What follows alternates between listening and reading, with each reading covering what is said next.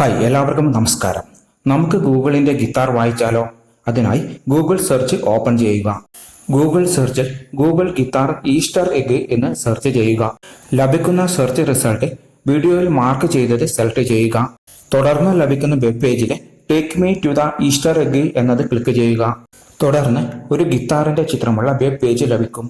ഗിത്താറിന്റെ ചിത്രത്തിൽ ക്ലിക്ക് ചെയ്ത് ഗിത്താർ വായിക്കാൻ തുടങ്ങിക്കൊള്ളൂ.